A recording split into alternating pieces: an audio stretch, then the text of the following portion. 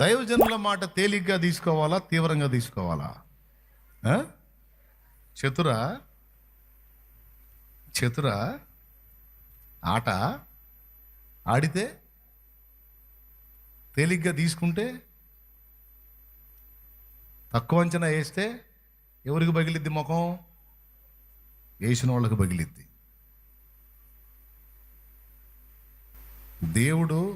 దేవుడు నియమించినటువంటి దైవజనుడు నీకు మార్గదర్శి, దిశానిర్దేశం చేసేవాడు, ఇలాగాది ఇలా అని చెప్పేవాడు, నేర్పించేవాడు, బోధించేవాడు, హెచ్చరించేవాడు, నడిపించేవాడు.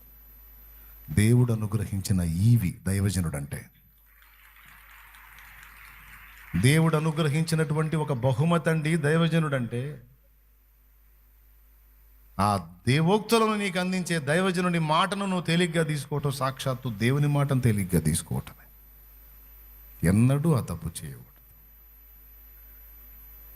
కీలకమైన విషయాల్లో ఏవేవి హెచ్చరికలు నీకు వస్తాయో ఆ హెచ్చరికలు సిద్ధ మనసుతో తీసుకోవాలి, తగ్గించుకొని.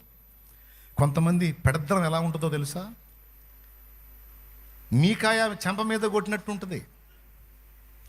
అతడు కీడే ప్రవచిస్తాడు కానీ మేలు ప్రవచించడంటే, అంటే ఇప్పుడు దైవజనుడు విలనా? అంటే నువ్వు పెద్ద మనిషివి, నువ్వు మంచి మనిషివి అన్నమాట.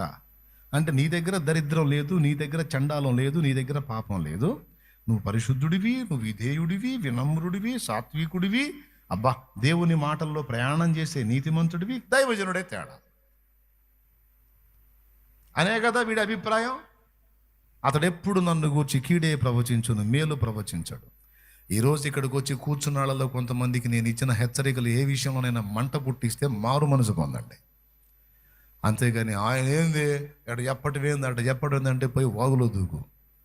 చేయగలిగింది ఏమి లేదు. మర్యాదగా మారు మనసు పొంది దిద్దుకొని సరి చేసుకొని బ్రతుకుని క్రమపరుచుకుంటావా, బాగుపడతావు, వర్ధిల్లుతావు, వాడబడతావు, ధన్యుడి అవుతావు, ధన్యురాలు అవుతావు, 10 కాలాల పాటు 10 మందికి ఆశీర్వాద కారణమవుతావు.